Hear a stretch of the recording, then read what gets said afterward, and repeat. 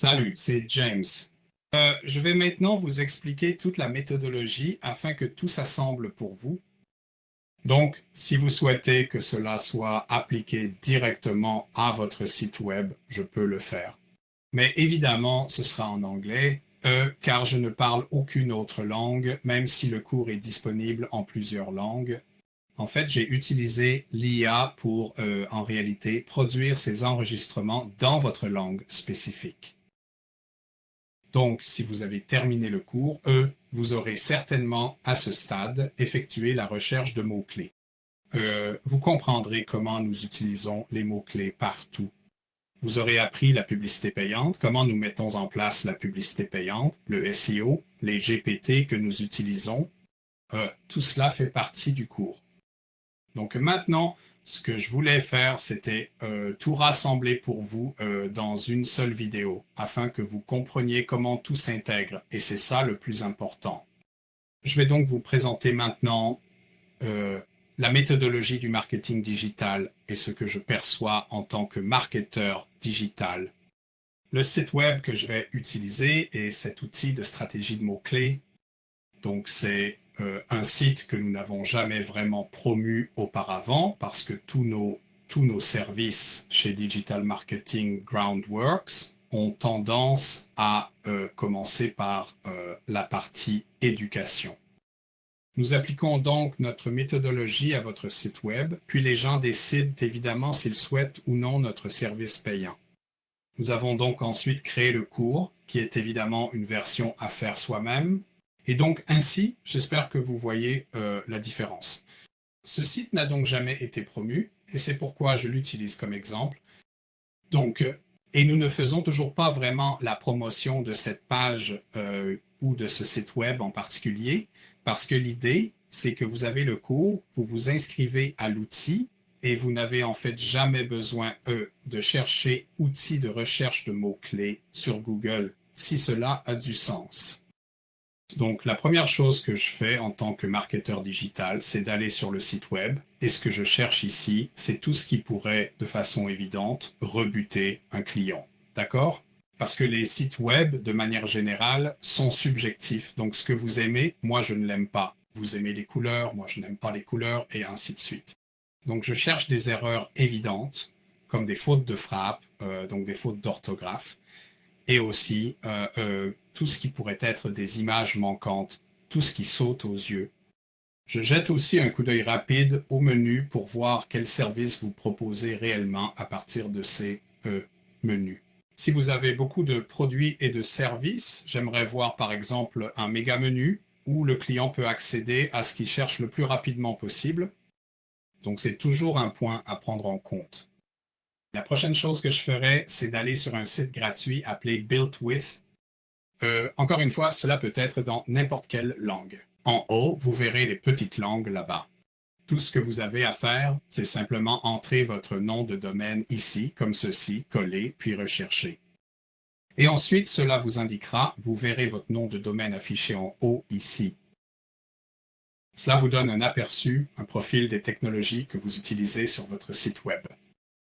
Donc non seulement c'est utile pour votre propre site, mais c'est aussi intéressant si vous souhaitez analyser des concurrents.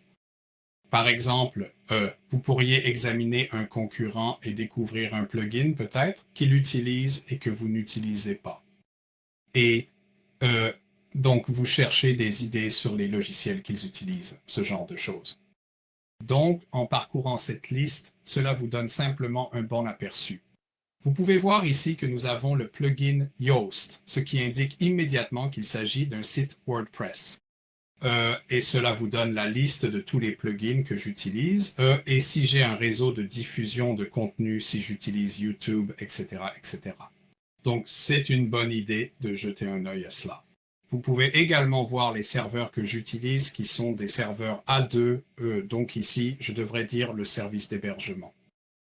Donc, la prochaine chose à faire, une fois que je sais sur quelle plateforme je vais travailler, maintenant que je sais qu'il s'agit d'un site WordPress, je passe au site gratuit suivant qui s'appelle GTmetrix. Si vous créez un compte gratuit, vous pouvez en fait choisir l'emplacement du serveur de test. Donc, dans ce cas, évidemment, je vais choisir le Royaume-Uni à Londres parce que je suis basé ici au Royaume-Uni. Alors, la première chose que je regarde, c'est cette lettre ici. Je m'attendrai donc à ce que ce soit la lettre D, A étant la meilleure. Cette lettre représente donc la performance du site web et la structure détermine quelle lettre ce sera.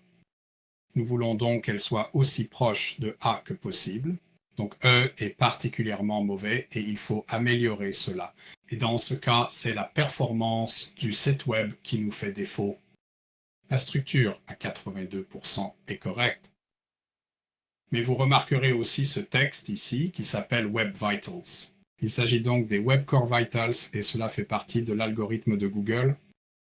Ce que je recherche ici, c'est que le temps de chargement du site soit idéalement en millisecondes, pas en secondes. Donc 7,6 secondes, c'est beaucoup trop lent. D'accord? Il faut donc accélérer le site. La plateforme GTmetrix va vous donner énormément d'informations. Je vais simplement vous montrer aujourd'hui exactement ce que je recherche. D'accord? Donc un aperçu rapide, un survol si vous préférez. Si vous regardez au-dessus, je vais descendre à cette section ici. Revenons simplement à notre site web. Ceci s'appelle le contenu au-dessus de la ligne de flottaison et ceci est en dessous de la ligne de flottaison. D'accord? Donc, ce que cela fait, c'est que ça vous donne une visualisation du contenu au-dessus de la ligne de flottaison. Vous pouvez donc voir le temps de chargement et ainsi vous comprenez d'où viennent ces 7,6 secondes et évidemment, nous voudrions que ce soit beaucoup plus rapide. Maintenant, il y a 4 domaines dans lesquels, de manière générale, les sites web rencontrent des problèmes. Le premier, ce sont les images. Vous pouvez voir ici que nous avons un problème d'image qui ralentit ces pages. Donc, idéalement, nous devons optimiser les images afin qu'elles se chargent et soient livrées aux clients aussi rapidement que possible. Le deuxième point concerne les vidéos. Les gens aiment trop mettre des vidéos sur leur site web et c'est très bien. Ce qu'il ne faut pas faire, c'est télécharger une vidéo directement dans vos fichiers. D'accord? Ce que vous devez faire, c'est ouvrir un compte Vimeo ou YouTube, puis télécharger les vidéos sur l'une de ces plateformes ou une plateforme similaire. Et ensuite, il faut intégrer la vidéo sur votre site, de sorte que lorsqu'elle est lue, elle le soit en réalité sur leur site et non sur le vôtre. Cela va accélérer le site web. Les deux autres aspects techniques qui posent souvent problème sur votre site web concernent généralement les fichiers JavaScript et CSS. Donc, si vous imaginez un site WordPress, en général, les gens utilisent un thème qui propose, pour simplifier, disons une centaine d'options différentes, mais vous n'en utilisez que 50. Donc, il est évident que le code reste présent pour gérer à la fois les 50 options que vous utilisez et les 50 que vous n'utilisez pas. Ce que nous pouvons faire, c'est retirer le JavaScript que nous n'utilisons pas, ce qui va encore une fois accélérer notre site web. Et ensuite, ici, nous avons ce qu'on appelle des fichiers CSS. Ce sont des éléments comme, par exemple, les polices que vous utilisez, vos titres H, tout ce genre de choses se trouvent là-dedans. Donc, ce que nous devons faire, idéalement, c'est optimiser notre serveur pour qu'il fonctionne aussi rapidement que possible. Je vous dirai donc qu'à ce stade, c'est l'une des premières choses à faire, mais il n'y a aucun intérêt à optimiser votre serveur tant que vous n'avez pas déjà effectué le travail d'optimisation sur votre site web. Parce que, de toute évidence, vous allez faire ce travail et cela va ensuite avoir un impact sur le serveur. Donc, si vous téléchargez d'autres images, cela peut, par exemple, augmenter le nombre d'images qui nécessitent une optimisation supplémentaire. À ce stade, au début, tout ce que nous faisons, c'est vérifier d'où nous partons réellement, si vous voulez. Ensuite, ce que nous allons faire, c'est qu'une fois que nous aurons terminé tout le travail et que nous en serons satisfaits, alors nous optimiserons le serveur. D'accord? Donc, en général, c'est une personne technique qui s'en occupe et cela prend généralement peut-être quelques heures juste pour se débarrasser de tout ce code superflu dont vous n'avez en réalité pas besoin. C'est donc un travail technique et il vous faudra quelqu'un de compétent techniquement pour pouvoir le faire pour vous. Voilà pour GTmetrix.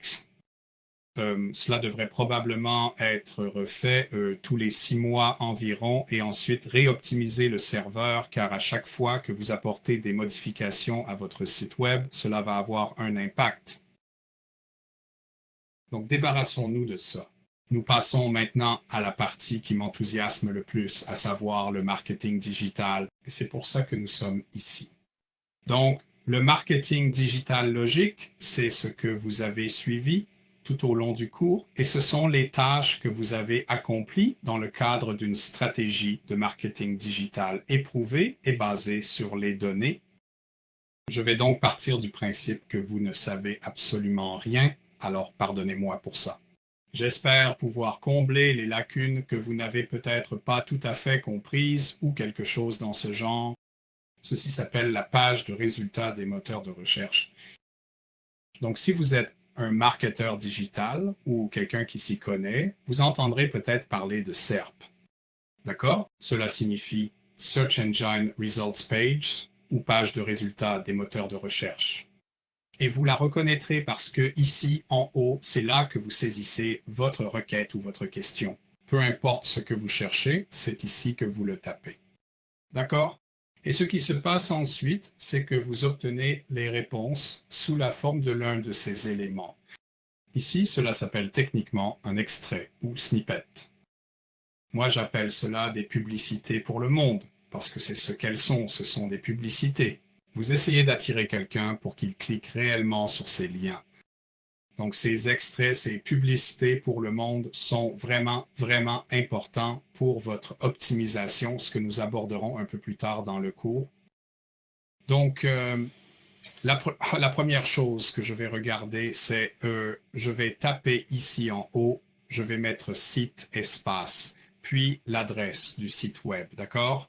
Et ce que cela va faire, c'est que ça va afficher 2010 résultats de recherche ici.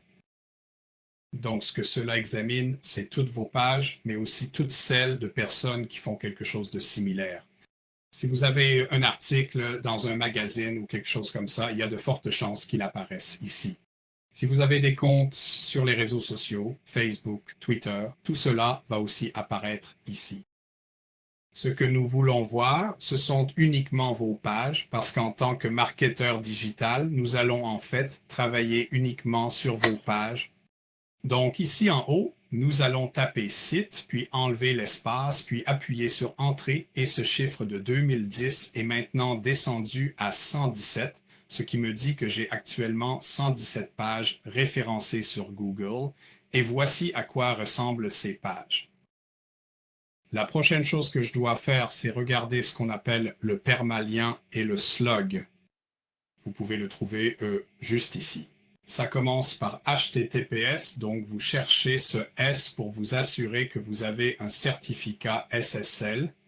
C'est un chiffrement sécurisé en 128 bits.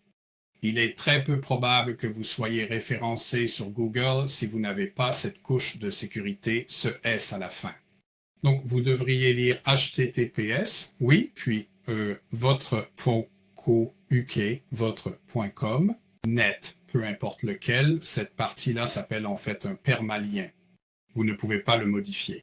C'est fixe. C'est comme ça. Ensuite, vous avez, dans ce cas, nous avons SEO Service. Donc, c'est cette section surlignée ici. Je ne pense pas pouvoir la surligner sans cliquer dessus. Si je peux. Voilà. Voici le permalien et voici le slug, ce qu'on appelle un slug. Donc, dans ce cas, le slug s'appelle SEO Service. Donc, je regarde la liste et ce que j'essaie de faire, c'est de voir précisément ce que dit ce mot-clé et à quel point il correspond à ce que nous proposons réellement.